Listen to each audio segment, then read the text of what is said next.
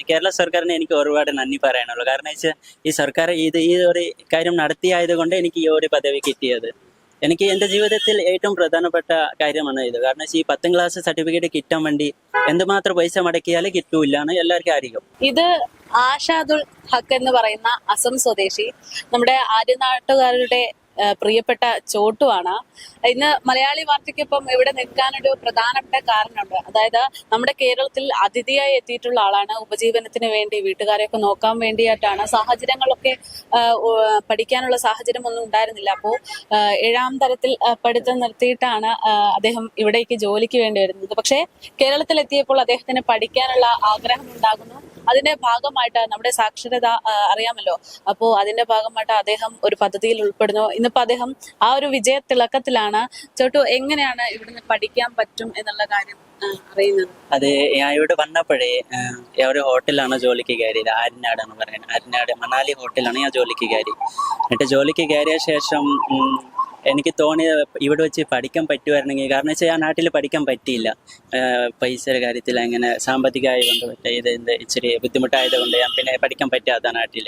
അങ്ങനെ പിന്നെ ഇവിടെ പഠിക്കാൻ പറ്റുമായിരുന്നെങ്കിൽ പഠിക്കാനാണ് വിചാരിച്ചത്. അങ്ങനെ പിന്നെ ഞാൻ ആ ഹോട്ടലിൽ നിന്ന് വേറെ ഒരു സ്ഥാപനത്തിൽ പോയി. ഒരു അസീസി ആശ്രമമാണ് പറയുന്നത്, ആര്യനാട് പലയിക്കണം. അവിടെ ഞാൻ കയറി. പിന്നെ പള്ളിയിലെ അച്ഛന്മാർ അവരെ ചോദിക്കണം, എനിക്ക് പഠിക്കാൻ താല്പര്യം ഉണ്ടെങ്കിൽ നമ്മളെ സഹായിക്കാം.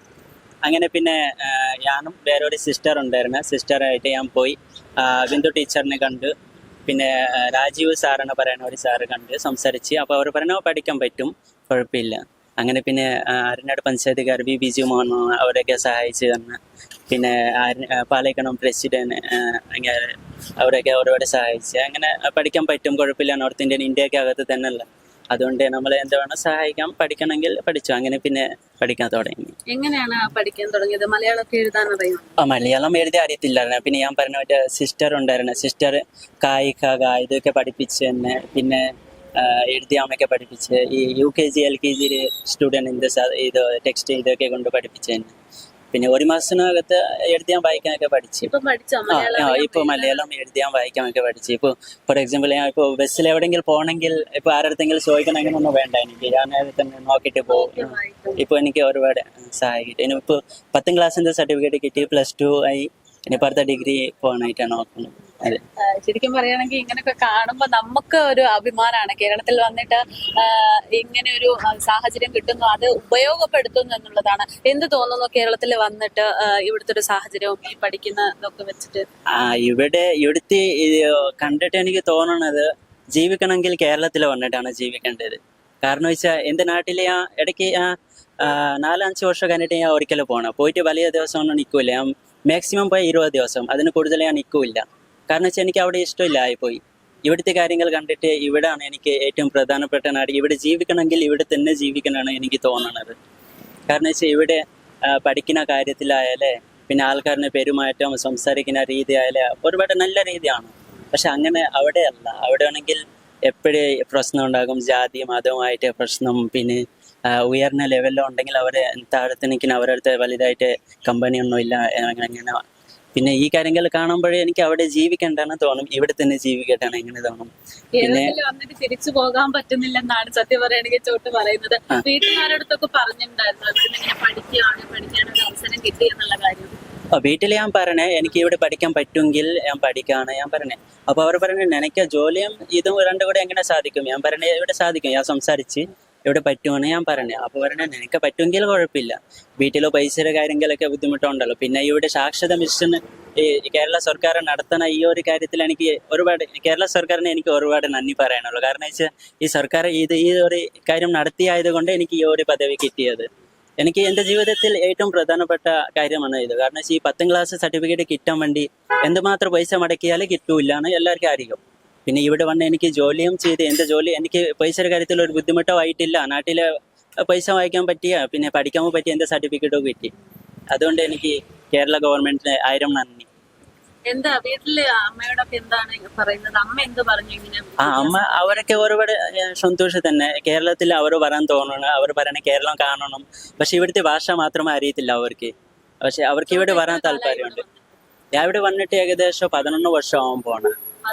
ആ അതെ 11 വർഷം കൊണ്ട് നമ്മുടെ നാട്ടിൽ നിന്നിട്ട് ചോട്ട് പറയുന്നത് ഇതുപോലെ ഒരു ജീവിക്കണമെങ്കിൽ കേരളത്തിൽ വരണം എന്ന് പറയുകയാണ്. അതെ അപ്പൊ എങ്ങനെയാണ് ഇത് മാനേജ് ചെയ്തത്? അതായത് ഇപ്പം ഇവിടെ ജോലി ചെയ്തോണ്ടാണല്ലോ പഠിച്ചത്. അപ്പൊ എങ്ങനെയാണ് പ്രത്യേകിച്ച് ഇപ്പൊ ഞങ്ങളെയൊക്കെ സംബന്ധിച്ച് മലയാളികളാണ്, എന്നാൽ പോലും മലയാളം പഠിക്കുക എന്ന് പറയുന്നത് കുറച്ച് ബുദ്ധിമുട്ടുള്ള കാര്യം. അപ്പൊ ചോട്ടു വേറൊരു നാട്ടിൽ നിന്ന് വരുന്നു, എന്നിട്ട് മലയാളം പഠിക്കുന്നു. ഈ പറയുന്ന ചോട്ടു എന്നുള്ള പേര് പോലും ഇവിടുത്തെ നാട്ടുകാരൻ എന്നൊരു പേര്. അപ്പൊ അതൊക്കെ എങ്ങനെയായിരുന്നു? അത് ഇപ്പോ എന്ന് ചോദിച്ചപ്പോ ഞാൻ ഇവിടെ വന്ന പഠിക്കാൻ തോന്നിയായതുകൊണ്ടല്ലേ ഞാൻ പഠിക്കാൻ പറ്റിയത്. ഇനിയിപ്പോ എന്റെ പോലത്തെ ഒരുപാട് ആൾക്കാരുണ്ടോ നോർത്ത് ഇന്ത്യൻ ആൾക്കാർ ഇവിടെ വന്ന, പക്ഷെ അവര് ശ്രമിച്ചാൽ ചിലപ്പോൾ പറ്റും. പിന്നെ ഇവിടെ ഈ പഞ്ചായത്ത് ഞാൻ പറഞ്ഞില്ല സാക്ഷരതാ മിഷൻ അവര് സഹായിച്ചായത് കൊണ്ട് എനിക്ക് പഠിക്കാൻ പറ്റി. പിന്നെ രണ്ടാമത്തെ കാര്യം പഠിക്കാൻ വേണ്ടി സമയം കണ്ടെത്തിയത് ഞാൻ ആഴ്ച ഒരു ദിവസമാണ് ക്ലാസ്, ഞായറാഴ്ച. അത് പറ്റി പൊതു അവധി ദിവസങ്ങളാണ് ക്ലാസ് ഉണ്ടാവുന്നത്. അങ്ങനെ പിന്നെ അവധി ദിവസങ്ങളിൽ ഞാൻ പോയി ക്ലാസ് അറ്റൻഡ് ചെയ്യും. അന്നത്തെ ദിവസം കടയിൽ ഏത് സ്ഥാപനത്തിൽ ഞാൻ വർക്ക് ചെയ്താൽ അവരെ സമ്മതിച്ചു വിടും, ശരി പോണി പോയിട്ട് ക്ലാസ് കഴിഞ്ഞിട്ട് ജോലിക്ക് കയറിയാൽ മതി. ആ ഒരു കാര്യത്തിൽ ഈ കടകൾ ഈ ഒരു കടയിൽ നിൽക്കുന്ന ഇപ്പോൾ ഈ കടയിലെ ഓണർ എൻ്റെ അടുത്ത് പറയും നീ പോയിട്ട് ക്ലാസ് കഴിഞ്ഞിട്ട് ജോലിക്ക് കയറിയാൽ മതി. പക്ഷെ അന്നത്തെ ദിവസം ഫുൾ ശമ്പളം. അവർക്ക് ഒരു വേറെ ഒന്നും തോന്നില്ല. ശരി ചോട്ടു ഇവിടെ നമ്മുടെ നാട്ടിൽ പഠിക്കണമെങ്കിൽ നമ്മൾ ഭാഷ പഠിക്കുന്ന, അപ്പം നമ്മൾക്ക് ഒരു ഇതല്ല നല്ലതല്ലേ. അങ്ങനെ പിന്നെ അവരെ സഹായിക്കും, സ്വമ തരും പഠിക്കാനായിട്ട്.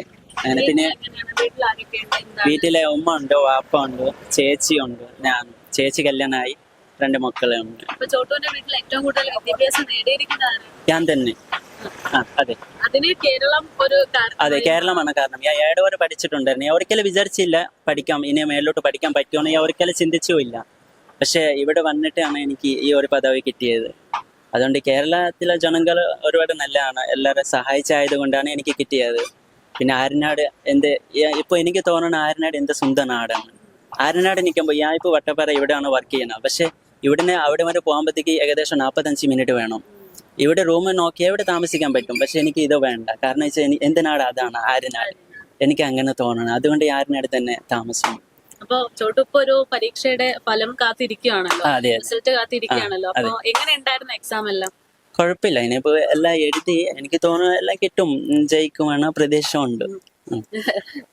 ഇങ്ങനെ പറയുമ്പോഴാണ് നമ്മള് പണ്ട് സ്കൂളിലൊക്കെ എക്സാം എഴുതി ഇറങ്ങുമ്പോൾ സുഹൃത്തുക്കൾ പോലും കുഴപ്പമില്ല എന്ന് പറയാൻ അധികം ധൈര്യം കാണിക്കാത്തവരാണ്. അങ്ങനെയുള്ള ഒരു സമൂഹത്തിനിടയിലാണ് മറ്റൊരു നാട്ടിൽ നിന്ന് നമ്മുടെ നാട്ടിലേക്ക് വന്നിട്ട് മലയാളം ഉൾപ്പെടെ കൃത്യമായി പഠിച്ച് ഇപ്പൊ സംസാരിക്കുമ്പോൾ പോലും ചോട്ടന് ചെറിയൊരു സംശയങ്ങൾ, അതായത് വാക്കുകൾ വഴങ്ങാതെ ചില ഇത് മാത്രമേ ഉള്ളൂ. എങ്കിൽ പോലും ഒരുപാട് വ്യത്യാസമുണ്ട്. മലയാളമൊക്കെ സംസാരിക്കുമ്പോൾ മലയാളിയല്ല എന്ന് പറയാൻ പറ്റില്ല. എന്തായാലും ഒരുപാട് അഭിമാനമുള്ള നിമിഷമാണ് ചോട്ടു.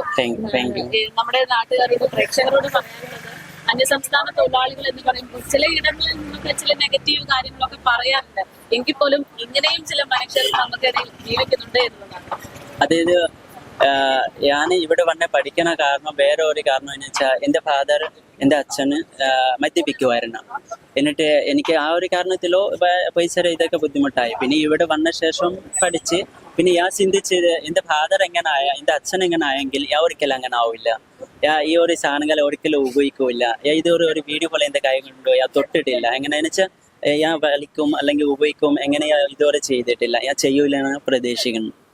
അതെ, ലഹരി വസ്തുക്കളുടെ ഉപയോഗം ഓരോ കുട്ടിയുടെ ജീവിതത്തെ, അവരുടെ മനസ്സിനെ എങ്ങനെയാണ് അത് ബാധിക്കുന്നത്, നെഗറ്റീവായിട്ട് ബാധിക്കുന്നതെന്ന് കൂടെയാണ് ചോട്ടു ഇവിടെ പറഞ്ഞു വെക്കുന്നത്. അതായത് പല കുട്ടികൾക്കും പലപ്പോഴും പ്രശ്നം ഉണ്ടാകുന്ന ഒരു കാര്യം എന്ന് പറയുന്നത് വീട്ടിൽ ഉണ്ടാകുന്ന ഇത്തരത്തിൽ മദ്യപിച്ചൊക്കെ വന്ന് ബഹളം ഉണ്ടാകുമ്പോഴുണ്ടാകുന്ന ഒരു മെന്റൽ സ്ട്രെസ് ഉണ്ട്. പലപ്പോഴും പലരുടെ വിദ്യാഭ്യാസത്തിനെയും ബാധിക്കുന്നത് ഇത് തന്നെയാണ്. പല വിദ്യാർത്ഥികളും പഠിക്കാൻ ആഗ്രഹമുണ്ടെങ്കിലും ഇത്തരത്തിലുള്ള സാഹചര്യം വരുമ്പോൾ അവർക്ക് പഠിക്കാൻ പറ്റില്ല. അവരുടെ മനസ്സൊരിക്കലും അവര് ഈ ട്രോമകളിലൂടെയൊക്കെ കടന്നു പോകുന്നതുകൊണ്ട് തന്നെ പഠിക്കാൻ പറ്റാത്തൊരു സാഹചര്യമാണ്. അപ്പോൾ ചോട്ട് പറയുന്നത് അത്തരക്കാർക്കിടയിൽ നിന്നാണ് ഞാൻ പറയുന്നത്. അപ്പോ ഇത് ഒരു ഇൻഫോർമേഷൻ ആണ്. അതായത് മദ്യപിച്ച് വീട്ടിൽ ചെന്ന് പ്രശ്നം ഉണ്ടാക്കുന്ന അച്ഛനും അമ്മയും ഒക്കെ ചിന്തിക്കേണ്ടുന്ന ഒരു സാഹചര്യം കൂടെയാണ് എന്നുകൂടെയാണ് ചോട്ടു ഇവിടെ പറഞ്ഞു വെക്കുന്നത്. എന്തായാലും ഏറെ സന്തോഷം ചോട്ടു കണ്ടത്. ആഷാദുൽ ഹക്കിന്റെ എഴുത്ത്, അതായത് മലയാളമൊക്കെ എഴുതാൻ അറിയാം, അത് പഠിച്ചെടുത്തിരിക്കുന്നു എന്ന് പറയുന്നു. നമുക്ക് അതും കൂടെ കാണാം. എങ്ങനെയാണ് ചോട്ടു എന്നാണ് ഇദ്ദേഹത്തിനെ പലരും സ്നേഹത്തോടെ വിളിക്കുന്നത്. ചോട്ടു, നമുക്ക് എന്തെങ്കിലും ഒന്ന് എഴുതിയാലോ? എന്റെ പേര് എഴുതിയ ആഷാദുൽ ഹക്ക്.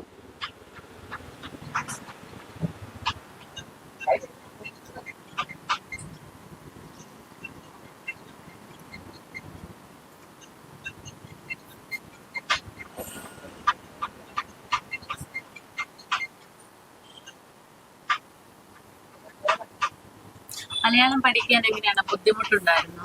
ആദ്യം ഇച്ചിരി ബുദ്ധിമുട്ടുണ്ടായിരുന്നു. ഞാൻ പറഞ്ഞല്ലോ, ഒരു മാസം ഈ കായൊക്കെ പഠിക്കാനായിട്ട് ഇച്ചിരി ഇതുണ്ടായിരുന്നു. അത് കഴിഞ്ഞിട്ട് പിന്നെ കൂട്ടി വായിക്കാനൊക്കെ തുടങ്ങി. അങ്ങനെ പിന്നെ കുഴപ്പമില്ല, ഇപ്പൊ വായിക്കാനൊക്കെ ചെയ്യും. മലയാളം വായിക്കാൻ മലയാളം വായിക്കും, കുഴപ്പമില്ല.